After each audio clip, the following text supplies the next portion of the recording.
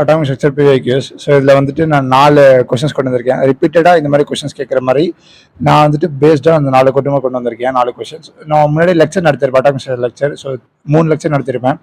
அது லெக்சர் எப்படின்னா நான் எந்த மாதிரி கேட்டிருக்காங்க பிவைக்யூஸில், ஸோ அந்த அவேர்னஸ் கொடுக்கறதுக்கு அந்த டைப் ஆஃப் கான்செப்ட்ஸ் மட்டும் நடத்திருப்போம். ஸோ அதை செக் பண்ணனா செக் பண்ணிக்கோங்க. இப்போ நம்ம பிவைக்யூஸ்க்கு போவோம். ஸோ ஓகே, ஃபர்ஸ்ட் கொஸ்டின் பார்த்தீங்கன்னா, according to wave particle duality of matter by de Broglie, which of the following graph represents most appropriate relationship between wavelength of electron, momentum of electron. So இப்போ அவங்க 2 question கேட்டிருக்காங்க.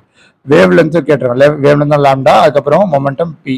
சரி okay, இது ரெண்டுத்துக்கும் relation கேட்டு அதோட graph கேட்டிருக்காங்க. அவங்க 4 கொடுத்துருப்பாங்க, நான் இங்கே கொண்டு வரல. ஸோ நம்ம பிளாட் பண்ணுவோம். இப்போ வேவ் லென்த்தும் மொமெண்டமும். சரி, இப்போ வேவ் லென்த்துக்கு வந்து என்ன ரிலேஷன் நமக்கு தெரிஞ்சுக்கணும்ல. So lambda is equals to H by P. இந்த ஃபார்முலா முன்னாடி தெரிஞ்சிருக்கணும். நான் அதை ப்ரூவ் கூட பண்ணியிருப்பேன், ஃபோட்டோ எலக்ட்ரிக் எஃபெக்ட் அந்த லெக்சரில் போய் செக் பண்ணிக்கோங்க. இப்போ வந்துட்டு இப்போ பார்த்தீங்கன்னா ஹெச் வந்து கான்ஸ்டன்டா. So lambda inversely proportional to P தானே. ஸோ இங்கே லாம்டா போட்டுக்கோங்க, அதுக்கப்புறமா இங்கே பி போட்டிங்கன்னா கிராஃப் இப்படி தான், ரெக்டாங்குலர் ஹைப்பர்போலா. புரியுதா? இந்த மாதிரி தான் சிம்பிளாக தான் கொஸ்டின்ஸ் கேட்பாங்க.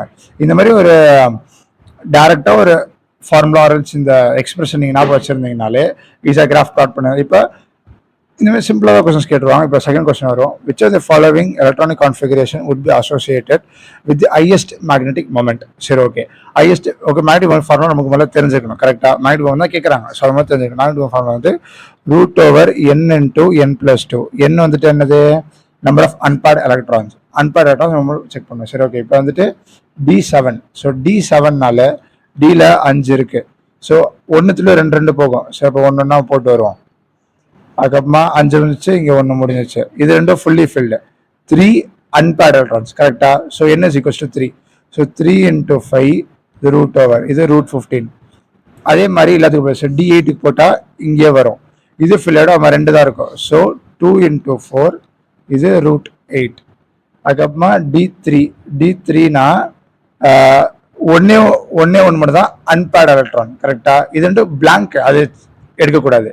ஒன்னே மட்டும் அன்பேர்டாக இருக்கும். சரி ஓகே, 1 × 2 1 × 3 ஸோ √3. கரெக்டா? அதுக்கப்புறமா D6னால ஒன்று சரி 4 இருக்கும். இப்போ நான் போட்டு பார்க்குறேன் பாருங்க. 1 1 1 1 1 இங்கே 1, இது மட்டும் ஃபில்லாக இருக்கும். 4 இருக்கு. ஸோ அப்போ 4 × 6 √24. ஸோ D6 இதுதான். புரியுதா? ஹையஸ்ட் மேக்னெட்டிக் மொமெண்ட், அது ஹையஸ்ட் √24. புரியுதா? இந்த மாதிரி சிம்பிளாக தான் கொஸ்டின்ஸ் கேட்பாங்க. ஸோ நெக்ஸ்ட் பார்ப்போம். Number of spectral lines associated in spectra are obtained in spectra when an electron makes transition from 5th excited state to 1st excited state. So okay, நான் first excited ஸ்டேட்னா n is equals to 2 சொல்லியிருந்திருப்பேன். லெக்சரில் பார்த்துருக்கீங்கன்னா 5th excited ஸ்டேட்னா n is equals to 6. So +1 நம்ம பண்ணிக்கணும். Excited state ground ஸ்டேட்னா n is equals to 1. அதுக்கப்புறம் ஃபர்ஸ்ட் எக்ஸைட்டட் ஸ்டேட்னா n is equals to 2, செகண்ட்னா 3, அந்த மாதிரி. புரியுதா?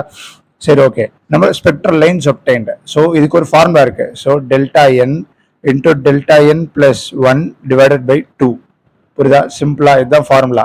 இந்த ஃபார்முலா கூட நான் எழுதியிருப்பேன், போய் செக் பண்ணிக்கோங்க. ஸோ ΔNனா n2 - n1. n2னா highest minus lowest. Highest 6. So 6 - 2 4. 4 × 5/2 இது 2. So 10 spectral lines. இந்த மாதிரி தான் டேரெக்டாக கொஸ்டின்ஸ் கேட்டிருப்பாங்க. சிம்பிளாக இருக்கா? அவ்வளோதான். ஸோ இப்போ நெக்ஸ்ட் 4th கொஸ்டின் வரும். இவங்க இது மேட்ச் டைப்பில் கேட்டிருப்பாங்க.